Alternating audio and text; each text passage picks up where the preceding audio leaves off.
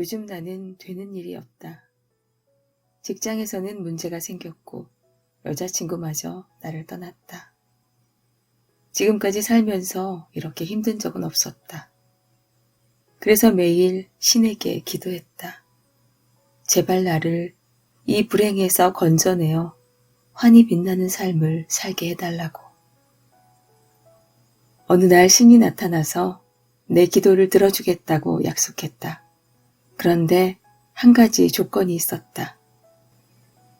그것은 달팽이를 데리고 나가 산책을 시키는 일이었다. 나는 최대한 보폭을 조절해서 조금씩 움직이려고 애썼다. 달팽이도 나름 열심히 움직였지만 한 번 움직일 때의 이동거리가 너무 작아서 내 발걸음의 100분의 1도 되지 않았다. 나는 너무 화가 난 나머지 녀석을 재촉하고 다그치고 탓하며 꾸짖었다.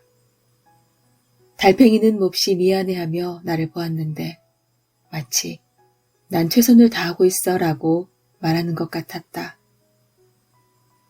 나는 끓어오르는 속을 억누르며 녀석을 묶은 줄을 잡아당기고 발로 밀고 쳤다. 달팽이는 온몸에 상처가 났고 땀을 뻘뻘 흘리고 가쁘게 숨을 쉬느라 처음보다 더 느리게 기었다. 신은 왜 나더러 달팽이를 데리고 산책을 시키라고 하신 거야? 내가 정말 잘못을 저질렀다고 해도 어떻게 이런 벌을 내릴 수 있지? 나는 불평하면서 고개를 돌려 아직도 느릿느릿 기어오는 달팽이를 보았다. 신이시여, 어디로 가셨습니까? 왜 제게 이런 벌을 주시는 겁니까? 목청껏 소리쳐 보았지만 하늘은 아무런 반응도 없었다. 내 뒤에서 느리게 기어오는 달팽이를 기다리느라 나는 제자리에 선 채 씩씩거리며 화를 참고 있었다. 그런데 갑자기 향긋한 꽃향기와 얼굴을 어루만지는 부드러운 미풍이 느껴졌다. 멀지 않은 곳에 여러 종류의 들꽃이 피어있는 초원이 있었다. 따뜻한 봄날의 부드러운 바람이 만물을 어루만졌고 내 지친 영혼마저 위로해 주었다. 나는 왜 조금 전까지만 해도 이렇게 아름다운 풍경을 보지 못했을까? 왜 신선한 향기도 맡지 못했지? 어쩌면 내가 잘못 생각했나? 어쩌면 신이 달팽이에게 나를 데리고 나가 산책시키라고 한 건 아닐까? 모든 사람은 삶의 여정에서 앞으로 나아간다. 다른 것이 있다면 마치 물속을 헤엄치는 물고기처럼 자신의 삶을 자유롭게 살아가는 사람이 있는가 하면 삶의 이리저리 끌려다니느라 자기 자신을 잃는 사람이 있다는 것이다. 어떤 삶이 되었든 어떻게 스스로가 삶의 주인에서 삶의 노예로 전락할 수 있겠는가? 누구든 살아가는 동안 힘든 고비를 피할 수 없다. 하지만 낙천적인 사람은 인생을 자신의 손에 쥐고 있기 때문에 고비를 만나더라도 더욱 힘을 내어 살아간다. 당신은 짧은 인생을 괴로워하며 10년, 슬퍼하며 10년, 시리에 빠진 채 또 다른 10년을 보내며 무의미하게 시간을 흘려보낼 것인가? 가장 큰 잠재력은 긍정 마인드에서 나온다. 사원의 젊은 수도승이 새로 들어왔다. 그는 좀처럼 마음을 잡지 못하고 매일 반복되는 지루하고 단조로운 수행 생활에 괴로워했다. 동료들이 그에게 여러 차례 충고했지만 아무런 소용이 없었다. 이 사실을 알게 된 스승이 직접 나서서 그를 깨우치기로 했다. 어느 가을 아침 스승이 젊은 수도승에게 부엌에서 소금을 가져오라고 했다. 수도승은 영문을 몰랐지만 스승의 말대로 소금을 가져왔다. 사부는 그에게 소금 한 주먹을 물잔에 넣은 뒤 그것을 마시라고 내밀었다. 수도승은 얼굴을 찌푸리며 소금물을 마셨다.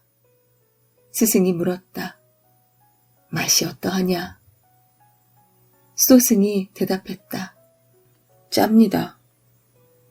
스승은 빙그레 웃으며 수도승에게 다시 소금을 가지고 산 아래 호숫가로 내려와서 자신을 찾으라고 했다. 수도승이 소금을 들고 호숫가로 가니 스승은 호수에 소금을 뿌리라고 했다. 스승이 수도승에게 말했다. 이제 호수의 물을 맛보거라. 수도승은 스승이 시키는 대로 호수의 물을 떠서 마셨다. 스승이 물었다. 맛이 어떠하냐? 수도승은 대답했다. 아주 달고 시원합니다. 스승이 물었다. 짠맛이 느껴지느냐? 수도승이 대답했다. 아니요. 스승은 수도승을 자신의 곁에 앉게 한 뒤 차분하게 말했다. 인생의 고통은 바로 이 소금과 같이 고작 한 줌에 지나지 않는다. 더 많지도 더 적지도 않다. 그러나 그 고통을 느끼는 정도는 우리가 고통을 어디에 담느냐에 따라 달라진다.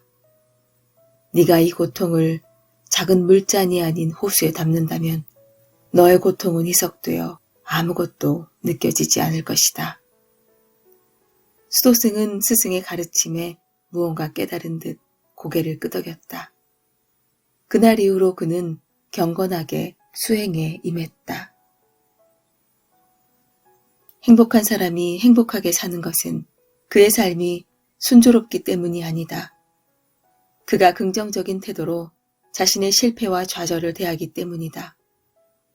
괴로운 사람이 괴로운 것은 그가 세상에서 가장 불행하거나 그의 삶이 온통 가시밭길로 가득하기 때문이 아니다. 그가 소극적이고 비관적인 태도로 어려움을 대하며 온갖 이유를 들어 자신의 실패를 설명하기 때문이다. 가장 큰 가능성과 잠재력을 지닌 사람은 남들보다 뛰어난 능력을 가진 사람이 아니라 성공할 때도 의연함을 잃지 않고 실패해도 뜻을 꺾지 않는 사람이다. 그들은 공경 속에서도 희망을 보며 좌절에서도 기쁨을 찾는다. 그런 사람은 희망을 파종하고 자기 삶의 주인이 된다.